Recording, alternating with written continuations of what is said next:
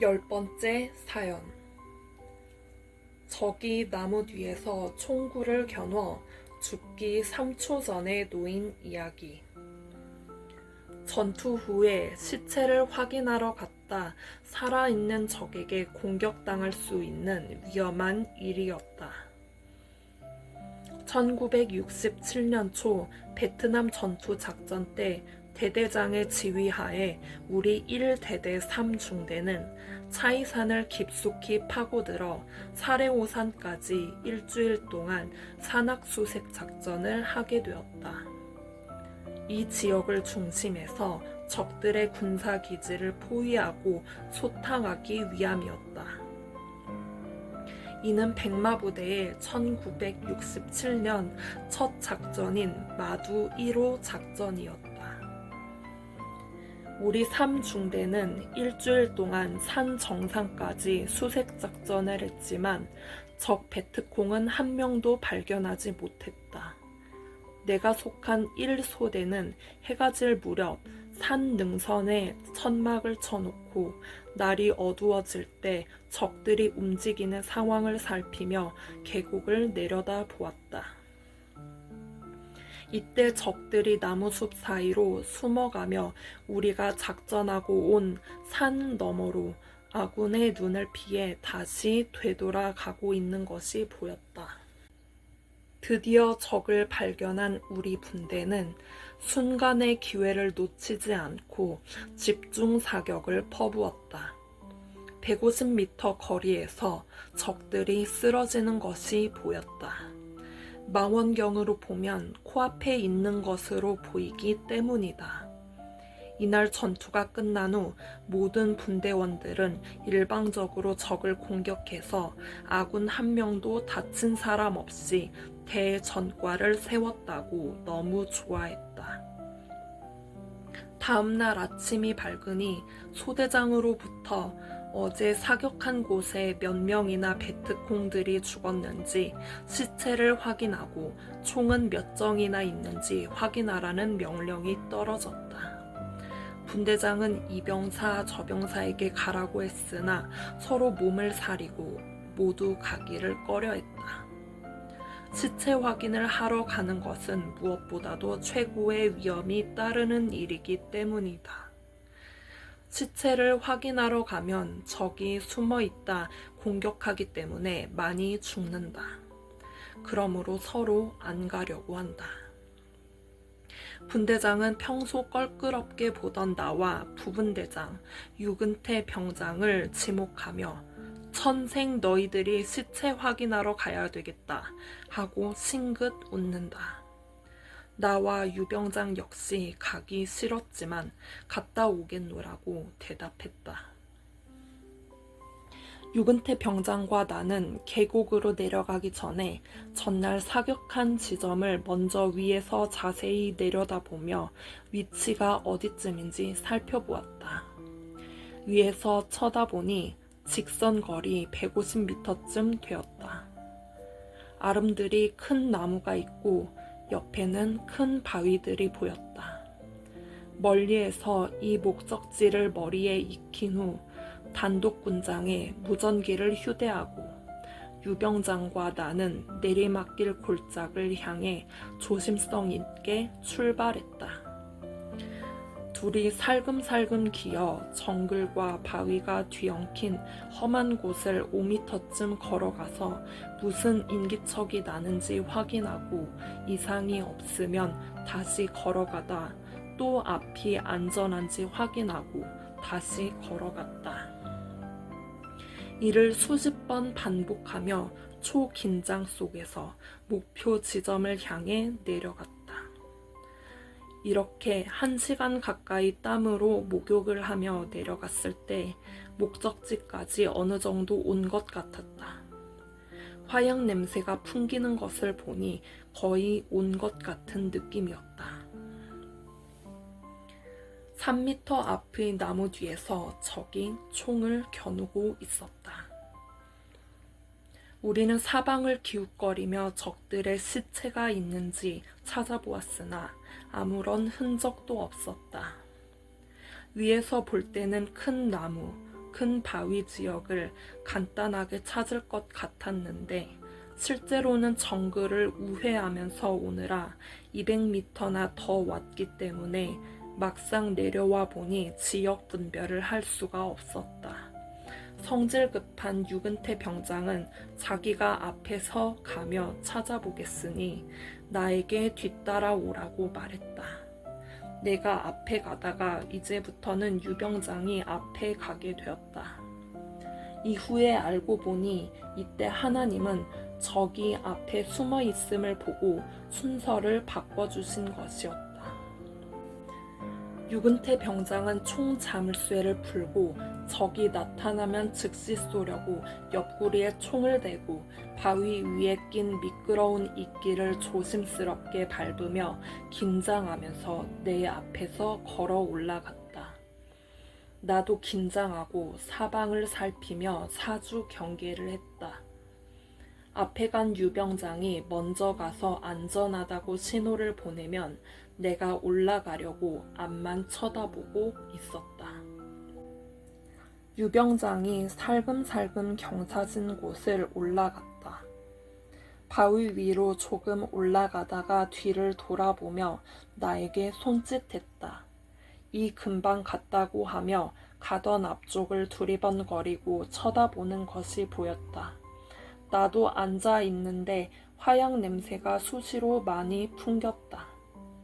그래서 여기가 확실하구나 라고 판단하고 긴장하고 있었다.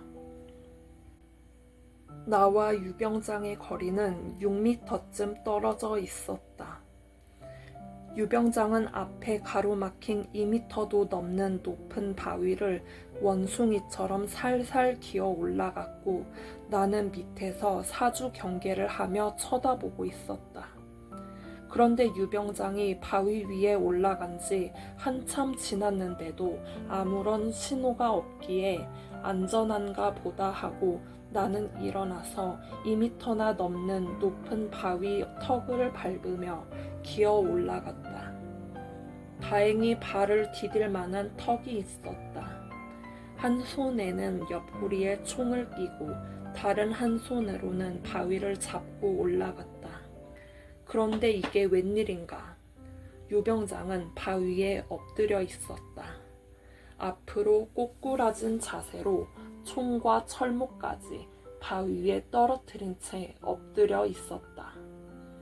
나는 당황하여 옆구리에 총 자세로 일어서서 무슨 일인지 사방을 둘러보며 살폈다. 3m 앞에 한아름 반이나 되는 큰 나무가 서 있는데 자세히 보니 그 나무 옆으로 적의 얼굴 반쪽이 보이며 총을 내게 겨누고 있는 것이었다. 그때 그의 눈과 내 눈이 마주쳤다. 그 눈에는 살기가 서려 있었고 나를 쏘기 위해 매서운 눈으로 총을 겨누고 있었다. 그 순간 나는 온몸이 굳으며 앞이 캄캄해지고 현기증이 났다. 눈도 흐려지고 정신도 흐려졌다. 다시 눈을 크게 뜨고 쳐다보니 총구를 내게 겨누고 있는 자는 적이 틀림없었다. 나는 한 손에 총을 들고 있기는 했지만 총을 어깨로 올릴 힘도 없고 조준할 정신도 없었다. 적은 큰 나무 뒤에 숨어 있었기 때문에 한쪽 얼굴과 한쪽 무릎만 보였다. 나보다 앞에 갔던 유병장은 이 적을 보고 정신을 잃고 쓰러진 것이 분명했다. 아, 나도 그 순간 정신이 오락가락했다. 쓰러질 것만 같았다. 죽기 3초 전에 들린 하나님의 웅장한 음성. 사랑하라. 내 앞에 적은 내가 정신 못 차리고 장승처럼 멍하니 서 있는 것을 보고 몸과 얼굴을 옆으로 더 내보이며 정확히 내게 총을 쏘려고 내가 있는 쪽으로 총구를 더 들이대며 조준하고 있었다. 그는 우리가 전날 해질 무렵 총을 마구 쐈던 사람인 줄 알고 보복하기 위해 나무 뒤에 숨어서 죽음을 피해 계획적으로 기다리고 있었던 것이다. 이 순간 적이 총을 빵 하고 쏘는 듯 했다. 이때 나는 소리도 지르지 못하고 이 바위에서 죽는구나.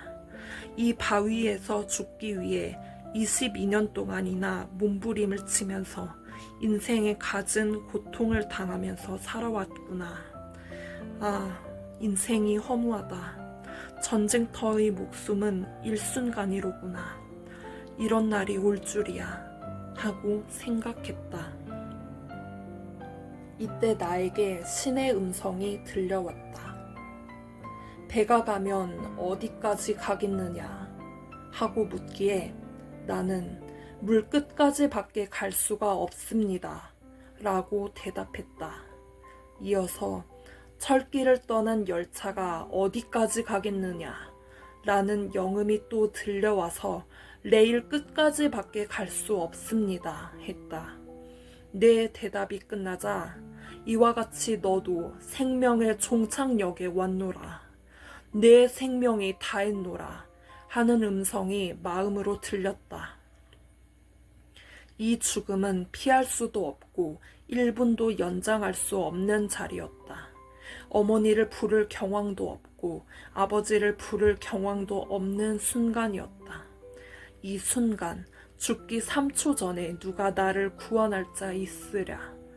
사랑하는 부모가 이 상황을 안다 할지라도 어떻게 구할 수 있으랴. 만일 사랑하는 애인이 이 상황을 안다 해도 구할 수가 있으랴. 한 나라의 왕이 이 상황을 안다고 살려줄 수가 있으랴. 또 위에 있는 전우들이 쳐다보면 나와 유병장도 보이고 적도 보이는 거리에 있었지만 애간장 타는 이 심정을 알고 당장 내려와 살려줄 수 있으랴. 세상에 믿을 사람이 누가 있으랴 하고 생각했다. 그래서 하나님과 예수님을 부르며 전지전능하시고 무소부재하신 자 외에는 나를 구할 자가 없습니다. 나 좀 살려주세요 라고 했다. 적은 자기 몸을 나무 뒤에서 옆으로 더 돌리며 총구를 나의 가슴팍에 바짝 겨누고 있었다. 눈이 불꽃같이 빛났고 그 무서운 모습에 나는 질려버렸다. 그때 모든 것을 체념하고 눈을 감고 운명을 하늘에 맡기고 마음속으로 계속 하나님을 불렀다. 그 순간 하늘에서 음성이 들려왔다. 크고 웅장한 산을 흔드는 음성이었다. 사랑하라. 분명 하나님의 음성이었다. 사랑스럽고도 웅장한 신만이 내는 음성이었다. 그 음성은 지구상 어느 누구나 다 들을 수 있을 만큼 산이 흔들리고 울리도록 웅장한 소리였다. 또 그 음성은 세상 그 어느 곳에서도 들어보지 못했던 음성이었고 인간으로서는 흉내도 낼 수 없는 음성이었다. 나는 그 음성을 듣고 즉시 굳은 입이 풀렸다. 마음속으로 이렇게 대답을 했다. 내가 적을 사랑하려고 가면 죽는데요. 내가 조금만 움직여도 적은 더 빨리 쏠 것만 같았다. 내가 총을 들고 있었는데도 총이 있는지 없는지 의식을 잃어 잘 보이지도 않았다. 나는 머뭇거리며 혼이 나간 채 멍하니 서 있기만 했다. 두 번째 음성이 급하게 들렸다. 사랑하라. 하나님, 적한테 가면 죽는데요. 하고 또 말했더니 그 후로는 아무 소리도 들리지 않았다. 적이 금방이라도 총을 쏠 것 같은 예감이 들었다. 가만히 있어도 죽고 가도 죽을 바에야 하늘의 음성대로 하겠다고 하며 적을 사랑하러 가기 위해 천근이나 되는 무거운 첫발을 떼었을 때 마음이 뜨거워지며 내 굳은 몸이 완전히 풀려 초인 같은 힘이 솟았다. 나는 두 눈으로 적의 눈과 1mm도 어긋나지 않게 적을 쳐다보며 두 번째 발자국을 떼었다. 적은 내가 걸어가는 모습을 총의 가늠 구멍으로 똑바로 쳐다만 보고 있었다. 하늘의 음성을 듣고 정말 죽으면 죽으리라 각오하고 가는 발걸음이었다. 그러자 그 순간 적이 내 여동생으로 보였다. 깜짝 놀라 총을 집어던지고 영자야, 네가 왜 여기 왔어? 하며 내 여동생 이름을 부르며 달려들었다. 그의 어깨를 잡고 흔들면서 어찌 여기에 왔느냐고 하며 얼마간 흐느껴 울다 보니 내 앞에 있는 사람은 아까 본 적이었다. 하나님은 내가 안 가고 머뭇거리니 성령과 함께 감동시켜 내가 적에게 가도록 그가 내 여동생으로 보이게 능력을 부리신 것이었다. 나는 적 베트콩을 껴안고 울음을 터뜨리며 너는 나에게 아무런 해도 주지 않았는데 왜 나는 너를 죽여야 하고 나는 너에게 아무런 해도 주지 않았는데 왜 너는 나를 죽여야 하느냐 라고 말했다. 그도 그렇게 생각한다는 듯이 나를 껴안고 엉엉 울어댔다. 그 순간 평소에 알아들을 수 없었던 베트남 말을 알아듣게 되었다. 그도 내 말을 알아듣고 있었으니 정말 표적이 일어난 것이다. 베트콩은 자폭하려고 수류탄 안전핀을 빼놓고 깔고 앉아 있었다. 베트콩과 나는 서로 겨누던 총을 집어던진 채 이렇게 40분 동안이나 서로를 붙들고 너와 내가 왜 서로를 죽여야 하냐 하면서 가슴 뜨겁게 울었다. 그런데 갑자기 적 베트콩은 뭔가 생각났다는 듯이 놀란 표정을 하고 오른손을 급히 자기 엉덩이 밑에 대며 엉덩이를 서서히 들면서 바짝 긴장했다. 내가 뭐냐고 물으며 어깨를 흔드니 내 손을 밀치며 위험하다고 뒤로 물러나라고 했다. 나는 그가 왜 그러는지를 눈치채고 위험한 일이 있으면 내가 한다고 손을 적의 엉덩이 밑으로 넣으니 고개를 좌우로 흔들며 자기가 한다고 했다. 조금 있으니 그는 엉덩이 밑에서 수류탄 하나를 꺼내어 쥐고 있었다. 그 수류탄은 안전핀이 없었다. 알고 보니 적 베트콩은 시체를 확인하러 온 우리를 쏴 죽이고 자기도 자살해 죽으려고 안전핀을 빼놓은 수류탄을 깔고 앉아 있었던 것이다. 전날 우리 아군들이 쏜 총에 다리를 맞아서 일어나 걷지를 못하니 도망갈 수도 없어서 만약 총으로 우리를 못 쏴 죽이면 안전핀을 빼놓은 수류탄을 순간 터뜨려 우리도 죽이고 자기도 죽으려고 이중장치를 무섭게 해 놓았던 것이다. 그런데 이제 판국이 달라져서 수류탄을 제거해야 되니 나보고 위험하다고 엎드리라는 눈치였다. 자기가 산 밑으로 수류탄을 던지겠다고 했다. 조금 전만 해도 나를 쏘려고 하던 자가 내 몸이 다칠까 조심하라고 하니 감격스러웠다. 이 모든 상황은 내가 하나님의 음성을 듣고 적을 사랑하고 행하니 하나님께서 둘 다 살리시는 일을 함께 행하고 계신 것이었다. 그때 나는 베트콩에게 너는 앉아 있어서 멀리 못 던지니 실수한다. 내가 던지겠다 하면서 수류탄을 뺏으려 했다. 그는 이미 안전핀을 뺐기 때문에 전달하면 위험하다고 주지 않았다. 그리고 바위 너머 10m 이상 떨어진 곳에 집어던졌다. 그 수류탄은 조용했던 산천에 꽝 하는 굉음을 내며 터졌다. 완전히 나도 살고 그도 살았다. 가슴이 뜨거워진 적과 나는 감격해 또 껴안고 울었다. 하마터면 40분 동안 서로 몸을 흔들면서 통곡할 때 그 수류탄이 터질 뻔했다. 안전핀을 빼놓은 수류탄을 깔고 앉아 있었는데 몸을 그렇게 흔들었어도 수류탄이 안 터진 것은 정말 하나님이 붙잡아 주신 기적이었다. 표적이었다. 누가 들어도 도대체 이해가 가지 않는 일이다. 적도 실상 자기가 안전핀을 빼놓은 수류탄을 깔고 앉아 있다는 것을 깜빡 잊었던 것이다. 한참을 서로 통곡하며 울었으니 생각날 리가 만무했다.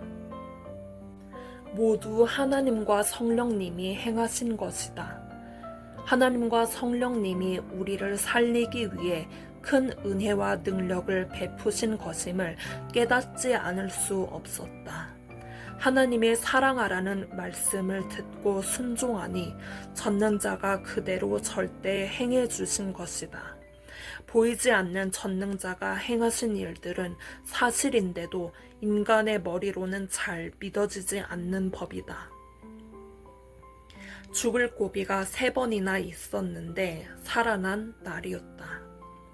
이때 수류탄이 터져 꽝 하고 골짜기가 찢어지는 소리가 나니 바위 위에 기절해서 엎드려 있던 유근태 병장은 그제야 깨어났다. 그리고 위에 있던 우리 분대원들도 무슨 일이냐고 무전을 치며 소리를 질렀다. 내가 소리를 높여 괜찮다고 말하며 모두 속히 내려오라고 했다. 내려와도 안전하다고 소리를 질렀더니 모두 내려오기 시작했다. 적을 보고 놀라 바위 위에서 기절했던 유근태 병장은 깨어나더니 베트콩과 나에게 총을 겨누며 쏘려고 했다. 기절했을 때 잠들었다가 일어났는지 정신이 없었다. 나는 유병장에게 "나 정상병이야" 라고 고함을 질렀다. 유병장은 일어나자마자 눈앞에 있는 적을 보고 정신이 혼미해 나를 미처 못 본 것 같았다. 조금 전에 적이 자기를 저격하려고 했던 것만 기억하고 순간 총을 쏘려고 했던 것이다. 20발을 장전한 M16 총은 한 번 방아쇠를 당기면 누구든지 벌집이 되어버린다. 유병장은 아직도 정신이 들지 않아 총을 어깨에 올리려고 또 폼을 잡았다. 나는 급히 쫓아가 총열을 잡고 총을 빼앗았다. 유병장은 나를 보고 왜 적을 쏘지 않느냐고 고함을 쳤다. 나는 그의 멱살을 잡고 나까지 쏴 죽이려 하느냐고 화를 내며 정신 차리라고 멱살을 잡고 몇 번 흔들었다. 정말 정신이 없어 모두 적으로만 보고 있었다.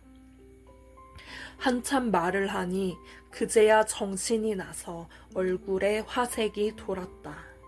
하마터면 유근태 병장에게서도 총을 맞아 큰일 날 뻔했다. 그 후 내가 하나씩 설명해 주었더니 유병장은 놀라며 하나님이 우리를 살렸다고 감격해 울었다. 그리고 적을 잘 데려가서 살려주자고 하였다. 이날은 죽음이 나를 삼키는 날이었다. 적의 총에 맞아 죽을 곱이 1번, 수류탄이 터져서 죽을 곱이 2번, 정신 못 차린 유병장의 총에 맞아 죽을 곱이 3번. 이렇게 한자리에서 3번이나 죽음이 닥쳤다. 이 죽음은 피해갈 수가 없었다. 꼭 죽을 것인데 살아난 날이었다. 전지전능으로 생명을 주관하시는 하나님만이 살리실 수 있다. 그 하나님이 나를 살리셨다. 성령은 나를 불같이 감동시키셨다. 적을 사랑하라는 말씀을 하시고 말씀에 순종하게 하여 나를 살리신 것이다. 이 글을 쓰면서 생각할 때 죽음이 나를 피해갈 수도 없고 내가 죽음을 피해갈 수도 없었다. 오직 전지전능하신 하나님과 성령님께서 모두 살려주셨다. 나를 이 시대에 쓰시고자 살려주신 것이라고 양심의 하나님의 영음이 들려온다. 이때 하나님과 성령님은 나도 총을 못 쏘게 감동과 감화를 주셨고 적도 나에게 총을 못 쏘게 역사하셨다. 그랬으니 그 베트콩이 나에게 총을 쏘지 않은 것이다. 하나님과 성령님께서 적과 나 모두에게 능력과 권세로 역사하신 순간이었다. 그리하여 둘 다 살았다. 이런 일을 실제로 자신들이 당했다고 생각해 보아라. 전지전능하신 존재자만이 살릴 수가 있는 것이다. 사랑하면 이같이 산다. 전지전능하신 하나님의 음성, 사랑하라. 그 말이 죽음에서 사는 길이었다. 그 말대로 하니 살게 된 것이다. 하나님이 행하신 이 기적의 역사는 나뿐만 아니라 온 인류가 깨닫고 생명을 사랑하며 살라는 하나님의 말씀대로 살아야 되겠다. 인생을 살아가는 데 있어 이와 같이 서로 사랑해야 죽지 않고 산다는 것이다. 전쟁터에서뿐만 아니라 생활의 터전, 삶의 세계에서도 그러하다 함이다. 이 글은 계획적으로 하나님이 생명을 주관하시며 행하신 일을 낱낱이 쓴 것이다. 모두 나와 같이 죽음의 경지에서 하나님이 살려주신 것을 깨닫고 자기를 살려주신 하나님을 믿고 육신도 잘되고 영혼도 하늘나라에서 영원토록 살기를 바란다. 그리하라고 하나님은 이 글을 나로 하여금 쓰게 하신 것이다. 알고 보니 적 베트콩도 하나님을 믿는 신앙의 한 형제였다. 일단 우리는 적 베트콩을 부축하여 지영이 보다 반반한 자리로 옮겼다. 나와 유병장과 베트콩은 마주 둘러앉았다.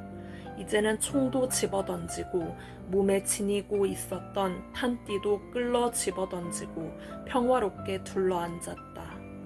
베트콩의 손이 목으로 가더니만 무언가를 꺼냈다. 햇빛에 번쩍거리는 금 목걸이였다. 목걸이 끝에 대롱거리는 것을 보니 십자가였다. 나는 머리에 찡한 충격을 받으며 가슴이 뭉클했다. 십자가 목걸이를 하고 다니면 기독교인이 아닌가. 나도 기독교인인데. 크리스천? 하고 물으니 그렇다고 고개를 끄덕였다.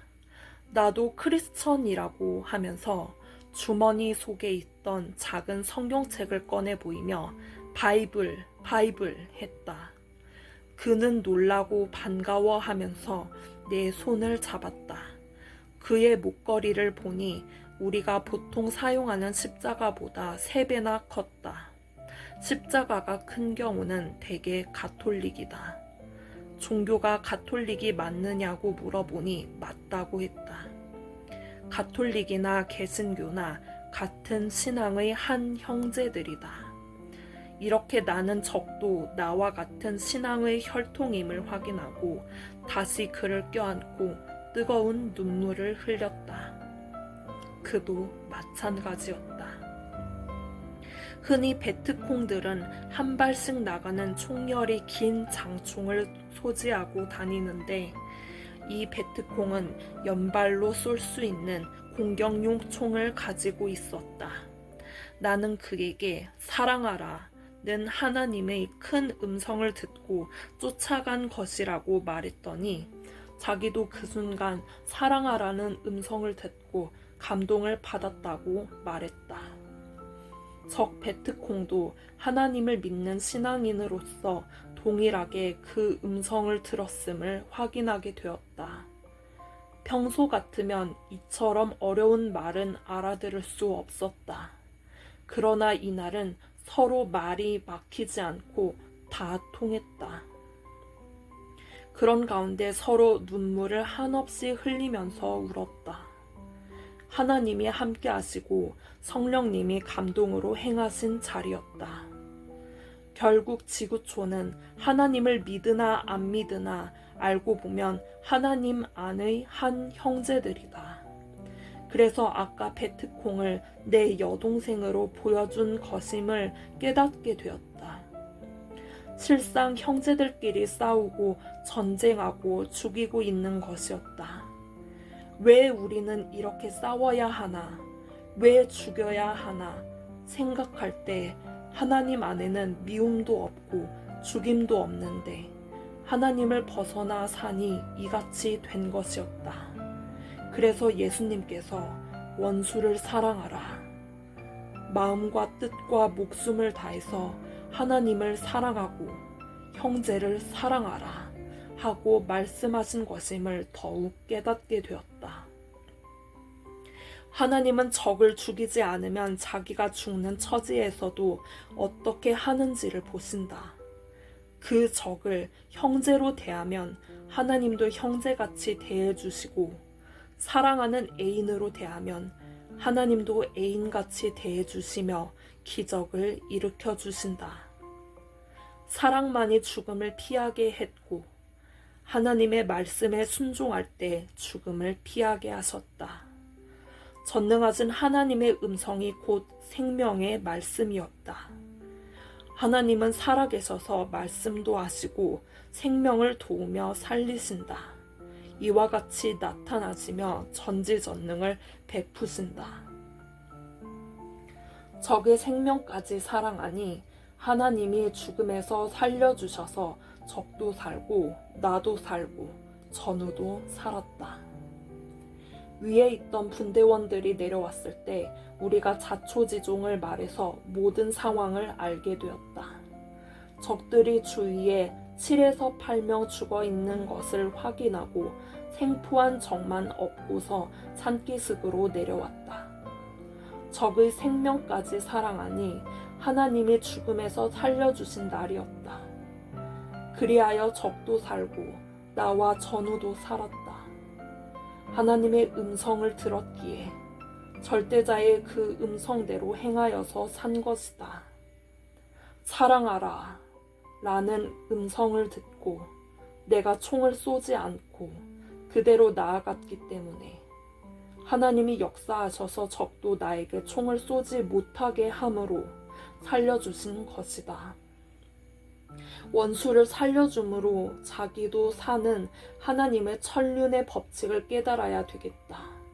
적을 죽여야 사는 것이 아니라 적을 살려줘야 나도 산다는 것이다. 적도 나도 하나님의 자녀들이고 사랑하는 자들이다. 우리가 볼 때 적이지 하나님이 보실 때는 적이 아니다. 이를 깨닫고 지금껏 하나님의 구원의 사명자로 행해온 것이다. 죽을 고비 중에서도 참으로 살기 불가능했던 곳에서 살았다. 적이 100% 죽이려고 총을 겨눴는데 산 것이다. 이미 목숨이 적에게 넘어갔지만 하나님이 내 편이 되어서 생명의 말씀을 해주어 그대로 적을 사랑하니 산 것이다. 기적이다. 표적이다. 전능자 하나님의 뜻이다. 하나님은 절대자로서 불가능한 것이 없으시고 전지전능하시다. 생명은 하나님께 달려있다. 실제 겪은 내가 사실 그대로 썼다. 표현할 단어가 없어서 더 깊이 못 쓴 것이 아쉬울 뿐이다. 전능하신 하나님이 나타나셔서 행하신 모든 것을 표현할 단어가 더 이상 없어 정말로 답답하고 아쉽기만 하다. 이 글을 쓰면서 하나님께 말하기를, 하나님이 행하신 이 사실을 50년 동안 간증해 오면서 전했습니다 하니 하나님은 내가 너를 살려준 보람이 있다 하셨다. 그리고 이 책을 써서 1000년 동안 후손들에게 보게 하겠으니 그때 오래전 일들을 다 기억나게 해주세요 라고 말하니 그러자 하고 말씀하셨다. 이 책을 쓸 때도 하나님은 내 앞에 서 계시며 내가 했노라, 내가 너를 살렸노라 하셨다. 하나님의 그 모습은 얼굴이 해같이 빛나 똑바로 볼 수가 없었다.